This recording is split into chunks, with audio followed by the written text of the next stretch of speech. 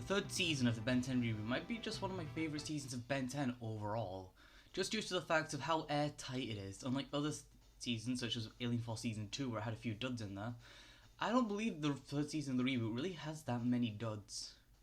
And while it does have a few, the 40 episode count makes up for it. To go along with this, Ben 10 Powertrip is probably one of my favourite games of the Ben 10 franchise, just due to how experimental it is. However, to get into that, we really should start with the plot. So what's the plot like? Well, the plot starts with Ben, Gwen and Grandpa on their European vacation from Season 3, nice, when Hex shows up with a power crystal.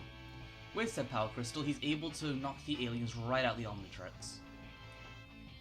However, he leaves behind a tablet, and while Gwen deciphers that, Ben goes all around Strudelbeck, the location for this game, helping out the townspeople, and well, just the folk in general, as well as trying to regain his aliens to take on Hex. Now, there are 4 main locations for this game: the park, the 2 cities, and the mountains.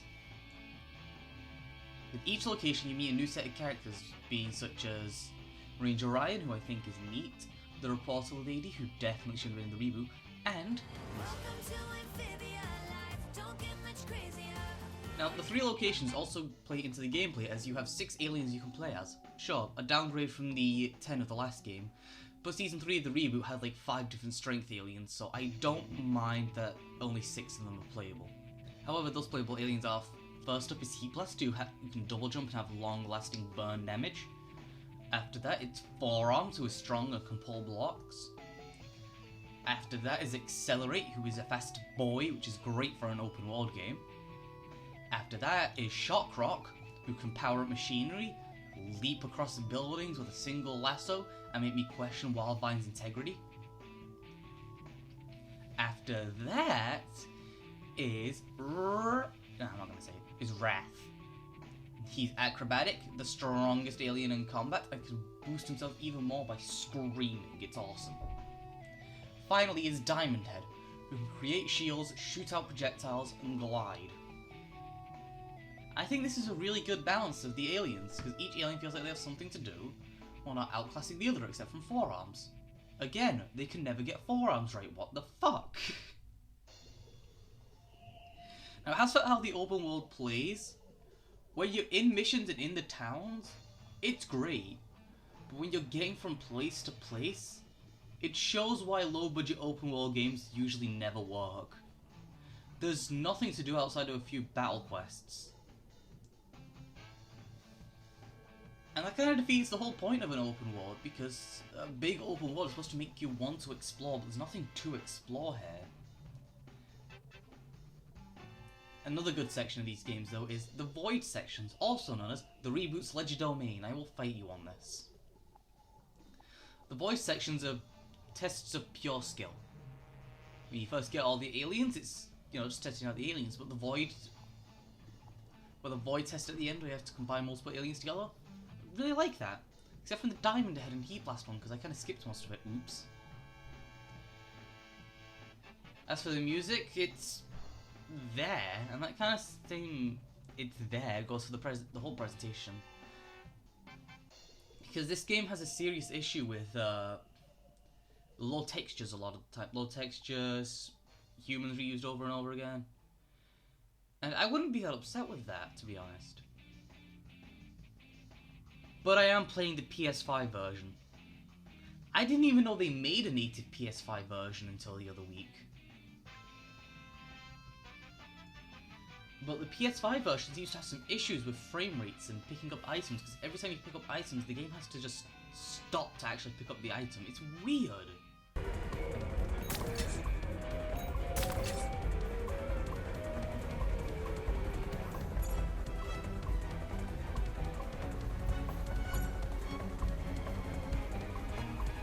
I know it isn't like this on Switch or PS4, so what's going on here? Best guess, it was probably rushed out because this game came out in late 2020. Around the same time as Versus the Universe, actually. I think it was being promoted as being for Versus the Universe when it's the Season 3 Omnitrix on Ben's wrist. Anyway, another cool feature about this game is that Kevin is Playable's player 2. This finally solves the issue of how do we have 2 playable characters in a Ben 10 game.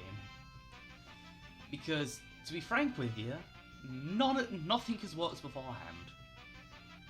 Sets of Earth and Alien Force both had just a second player spawn in who was just Ben.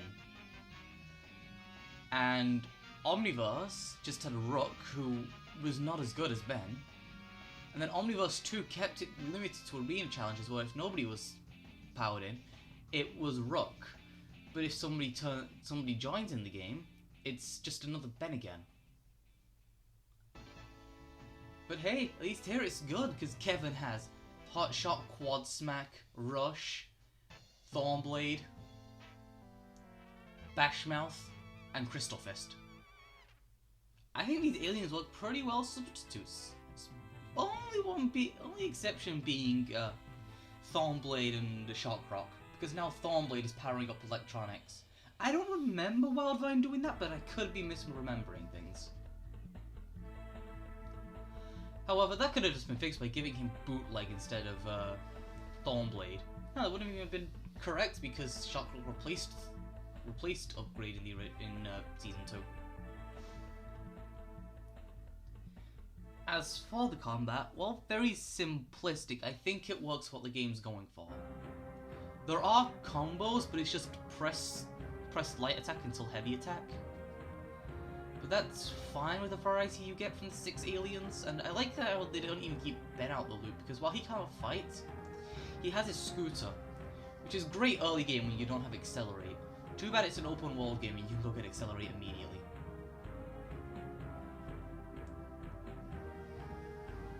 So, overall, what do I think of this game?